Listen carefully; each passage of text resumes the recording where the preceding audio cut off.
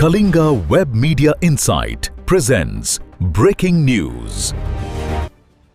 नवरंगपुर ठारे स्वतंत्र सघन संशोधन 2026 उपरे सचेतनता कार्यक्रम अनुष्ठित होइछि।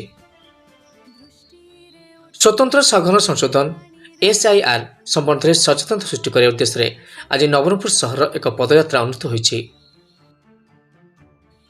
ए पदयात्रा उपजिलापाल कार्यालय सम्मुखर आरंभ हो ब्लॉक कार्यालय पर्यंत समाप्त होइतिला।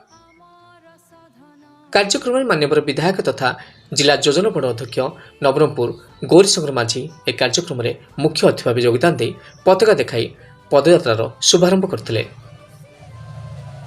ए पदयात्रा जिलापाल डॉ महेश्वर स्वाई, अतिरिक्त जिलापाल साधारण डॉ प्रमोद कुमार पृष्टि, मुख्य उन्नयन अधिकारी जिला परिषद बिरंची नारायण दरवान, उपजिलापाल प्रकाश कुमार मिश्र, पौरपालिका अध्यक्ष कुनु नायक, जिलास्तरीय अधिकारी, मॉडल डिग्री कॉलेज, महिला महाविद्यालय छात्र छात्री, विभिन्न कार्यालय कर्मचारी, महिला स्वयं गोष्ठी एवं बहु साधारण जनता उत्साह सहित अनुसरण करथिले।